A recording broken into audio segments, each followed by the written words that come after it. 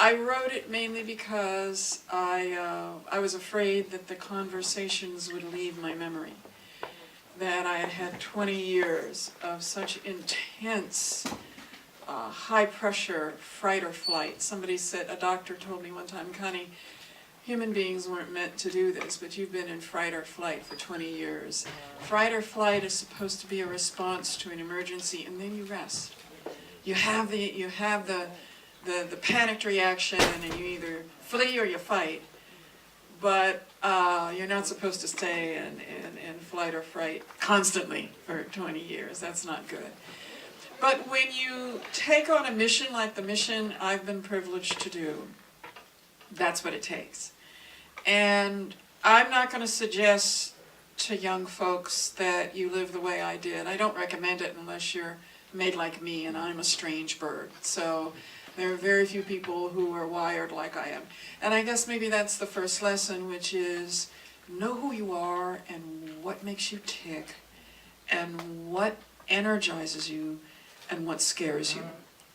And if you understand who you are, you will know whether you're made for different kinds of missions, right? Does that make sense? That makes sense? So, because I'm wired in such a strange way and have a very, very high threshold for pressure, if I didn't have a conscience, I'd probably be a serial killer. You know, serial killers have very, very, very low blood pressure, right? And that's why I'm unflappable. Very low blood pressure, high thresholds for stress. And if you have that kind of constitution, you can do all kinds of strange things, like what I'm doing in my career.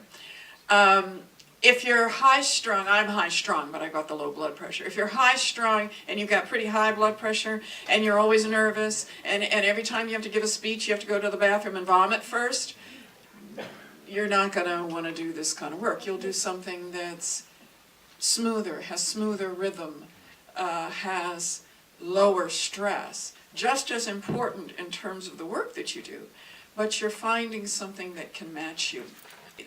To me, the scholars have that hunger and that ravenous searching for knowledge, right?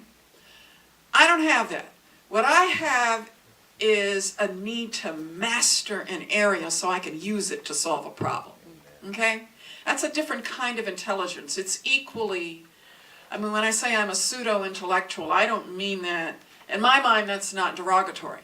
I'm just being honest about my intellectual qualities. And I'm so you to, I'll come and say, okay, how do I master the now? Now, as a lawyer, you can become a pseudo-expert in anything because you've got to get up in court and you've got to be able to know what questions to ask. You've got to be able to cross-examine the experts who have PhDs in an area you don't really have a PhD in.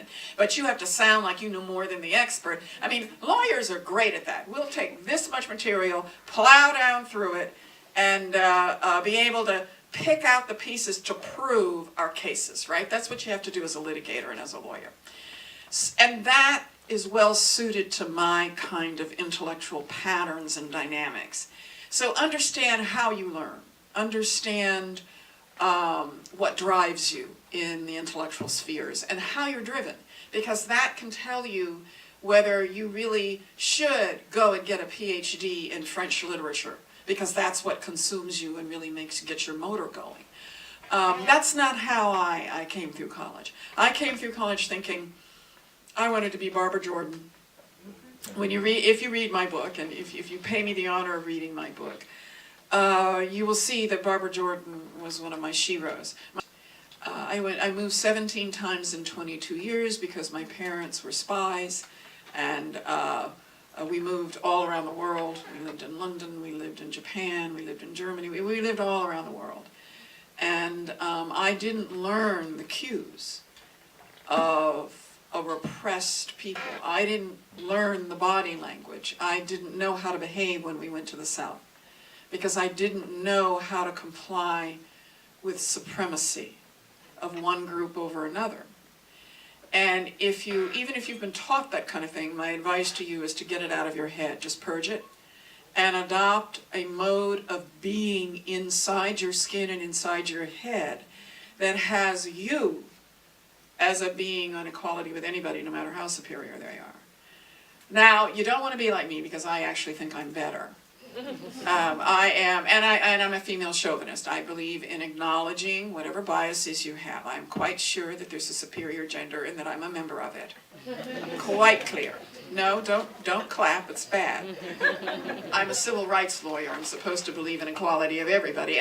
But I don't want to pretend. I often tell folks who are racists, come on, let's figure out how to get there's some common ground here. I said, we share the history of slavery. And I said, you're free to hate black people if you want to.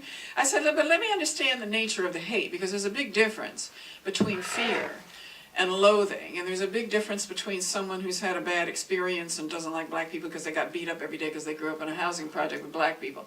There's a big difference. Blacks and Latinos are beating each other up in the housing projects here in LA, which you can also read about in my book. So as I grew up with a very, very deep sense of justice. When I was 5, it's hardwired. I'm doing what I was hardwired. When my mom took me to the zoo, she thought she was doing what a nice mom should do. I was traumatized. And I was so traumatized by seeing the animals in cages that when I got home, I packed screwdrivers and a wrench in a little backpack. And mind you, I'm 5. They caught me 2 streets down at the second stop sign. But I was on my way back to the Cleveland Zoo to release the lion. I was going to open the cage and let the lion, I was going to free the lion. That was my first mission, was to free that lion. Now don't ask me what I was going to do when I opened the cage, That's a 5-year-old. It's kind of the way the Republicans decided to shut down the government. They didn't think about the consequences or what they were doing. They had no plan once they shut the government down. I had no plan once I freed that damn lion. All I knew was that at age 5, I knew that lion didn't belong in a cage. Little tiny girl, okay? So I came hardwired for justice. I was going to give that lion justice one way or the other, okay? When I was in 2nd grade, there was a little boy who had kidney disease, and they didn't have dialysis back in those days, and he reeked of urine, and nobody would sit next to him. And you had those double deaths. No, you all wouldn't know this. This is like 19th century. But it was in Washington, D.C. And anyway, I volunteered to sit with him. I would fight the bullies off. He was my first client. I'd make sure nobody teased him. I wouldn't let anybody. His last name was Peabody. It's just, nature is just so cruel, just so cruel. So I wouldn't let anybody tease him. I wouldn't let anybody hold their noses and feign like they didn't want to deal with the odor. And every day I'd come home and I'd have to take a shower because I smelled of urine. But I was going to make sure that he made it through the day without being bullied. And I was going to make sure that he had someone to eat the snack with in the afternoon and had someone to play with on the playground. I was not going to have him suffer. So I come hardwired for this stuff. And I've had the privilege of finding work that allowed me to follow my wiring, my bent, my passion. I had the privilege of going to LDF as a student. I did capital punishment work. I got 4 innocent men off death row as a student. And I tell people, the highlight of I reached my pinnacle before I became a lawyer and got out of law school, and my career has been downhill ever since. There's nothing better than saving someone's life. There's also nothing more enervating and depressing than having to look at death row. I was a kid and I was on Parchment's death row, Angola's death row in Louisiana. I had been to Texas's death row. We were students, but we had, they treated us like lawyers because we had to act as lawyers. They didn't have the luxury of having you check footnotes. You actually had to write habeas petitions to get people off death row. You had to go to death row and talk to the clients. And then if they were executed, you had to go through the execution with them.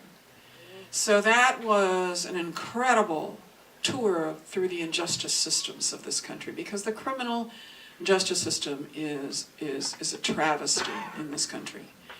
And you match that with the later theory of mass incarceration, and that's why in our poorer communities you see no men.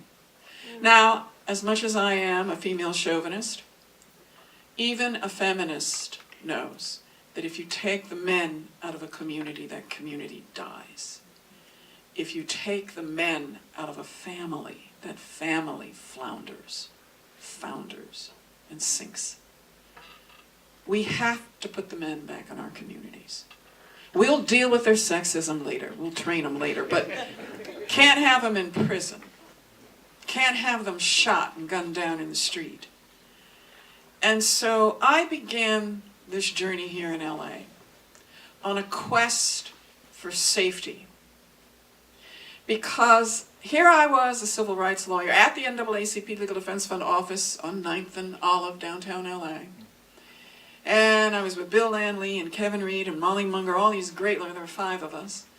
5 of the best lawyers in the country, maybe the world. And we were doing great stuff. The MTA bus case, we were doing water rights cases, lead poisoning cases, we were doing sex discrimination, we were doing the usual civil rights docket. And I had just gotten to LA, and every time I ran into people, lady lawyer, you have to do something about LAPD. And then the Rodney King beating happened, and I looked at that video and I saw those 27 cops standing in a circle around this prone man on the ground with 50,000 volts of electricity surging through his body and his body jumping, and they were beating him with steel rod batons. They beat Rodney King, LAPD and the CHP, but it was LAPD who did the beating, with Sergeant Coon supervising. They beat him so hard that they dislodged 5 of his teeth. I don't know whether you know what it takes to beat the teeth out of somebody. They fractured every bone in his face. He had 80 fractures in his face. So, as bad as it looks on tape, in reality, it was even worse. And those 27, they stood around like this was the most normal thing in the world. It was quite clearly a part of their culture. And that's what I realized, that I only had 3 class actions against LAPD. After that tape, I had 10 by the end of the year. I woke up every day thinking of a new way to sue LAPD. And I made sure Daryl Gates had to go into the depositions, okay? We had the canine case. We had the sex discrimination case. We had the African-American officers, the Latino officers. We had women officers who did a class action. I had 10 class actions against LAPD. It was war. It was on and cracking. Johnny Cochran was tutoring me and teaching me how to choose a jury. Oh, I was having a ball. Having a ball. It was so much fun suing LAPD. And then I got to sue the sheriffs too. So I had 4 cases against the sheriffs and 10 against LAPD. And, you know, I knew I was doing what should be done. And with all of those great cases, I was winning every single case. But here was the thing. I was winning my cases and my clients were losing their lives. So what kind of lawyer was I?